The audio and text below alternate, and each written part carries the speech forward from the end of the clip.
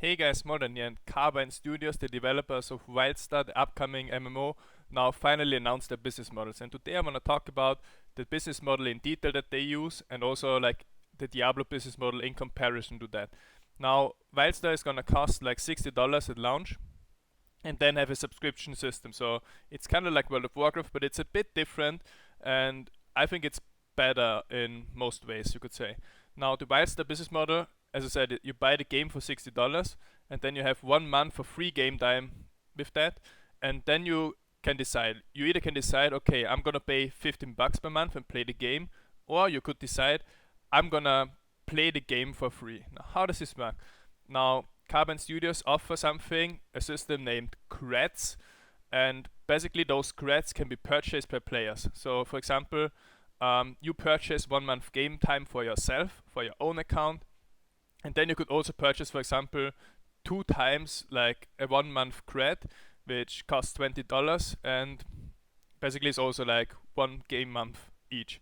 And the special thing is now those items can be traded. So you could trade the 1 month of game time that you purchased, the cred, for gold.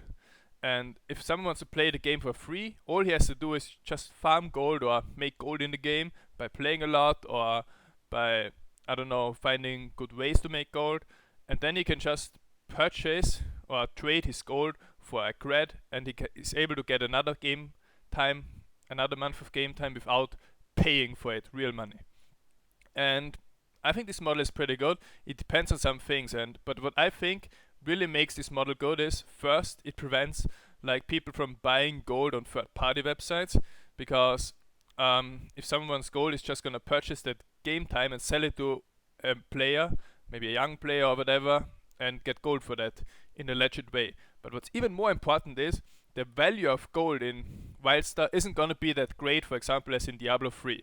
By that I mean that unlike in Diablo 3, the best gear in Wildstar is gonna be acquired by, for example, the best PvE gear you're gonna get by raiding or by very hard PvE content, and the best PvP gear you're gonna get by doing arenas or battlegrounds and the PvP systems.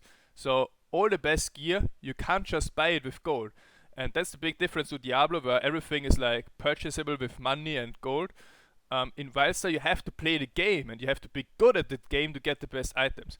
So gold is only going to be like for convenience and minor things like crafting in Wildstar, but it's not going to be like pay to win. Even if they offer like the option to, for example, a millionaire could just purchase, let's say, a few thousand creds and sell them all for gold, and he would be like really rich in the game. But all that gold wouldn't make him like the best geared player or the best player in the game. And that's why I really like this business model. As I said, first, it prevents third party sales. Secondly, and this is another big reason now, this business model, the only income that Wildstar or the Carbine Studios, the developers of it, are gonna have is through subscriptions. So for one player of the game, like per month, you could say, they get $15 or $20 with the cred system. So the only time they make money is when either people purchase the $15 monthly fee for themselves, or when people purchase those creds and sell them to other players. But ultimately, it's the number of active players per month that gives Carbon Studios the revenue. So if the number of subscribers of the game, the number of paying people, or people who, or let's say paying accounts, because you don't have to pay it yourself, if you purchase a cred, the number of paying accounts is the only thing that gives Carbon Studios money. And this means they have a very high motivation to make the game as good as they can, because they don't have any other shady business models or anything. They just need to make the game so good that people enjoy it and people play it. That's all they need to do. And this means they have a strong motivation to give monthly updates and to make the game really, really good. Because if the game would be bad and no one would like buy it that month, or even play the game for free, then they wouldn't make any money. And this brings me now to Diablo 3. Now in Diablo 3, the business model was $60 for buying the game, and then there's no monthly fee, but they're also like only just very small updates. So the game doesn't really receive constant updates, which a game nowadays needs to be played on a consistent basis and for many years long. Like you can't expect to launch a game and then bring a very small update every 3 or 4 months, and sometimes nothing for 6 months, and then expect that everyone, like the 10 million players that bought the game, are still gonna play. Now, what I was thinking is, how different would Diablo have been if Diablo would have been like or would have been a game with the same business model as Wildstar. So basically, you pay the game for $60, and then you can either pay a subscription or you farm gold and sell that gold for a subscription. So basically, Diablo would also be a subscription-based game, but in return would also get monthly updates, big updates. Let's say a new class every now and then, a new act every now and then, new systems like endless dungeons, arena PvP, battlegrounds, everything. So basically, the game would be much better. There would be a lot more frequent updates. And another thing that's the problem in Diablo is you can buy anything for real money or gold, inside or outside the game on third-party websites, which is not recommended, but people still do it. People still pay like 5,000 euro for Echoing Furies and other kind of stuff.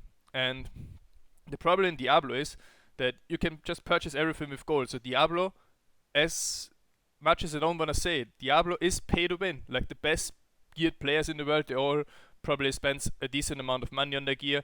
And if you just play the game for, let's say, 1,000 or 2,000 or even 3,000 hours, you might end up like worse than someone who just spent $50 on the game and played the game for 10 hours. And this is a big problem with Diablo. And many people say like the business model of Diablo is not just like the $60 at launch, but also the real managed house. But I really think, to be honest, it's just a very small income that they actually make from the real managed house. I don't think it's as big as they would like to be it. And the problem with that is it also depends on the player base. And if the player base is pretty small or going down from 10 million sold copies to, let's say, 500,000 or a million, then the real managed house also doesn't make much money. So I was really thinking if Diablo would have been a subscription-based game, maybe it would have been better overall. We would have more players now, would be more fun to play, and people would still get to choose like if they wanna pay or not, just like in Wildstar. Like some people, let's say, they just farm gold for 5 hours a day, but then they are able to play the game for free. That would be a good option, and I think Carbon Studios with Wildstar is heading in the right direction. Now, I'm interested what you guys think about the business models, what you think about Diablo. Gamescom is coming up, so in 1 or 2 days we should get a big announcement for Diablo. So let's see what the future brings to us. Thanks for watching. I'll be back.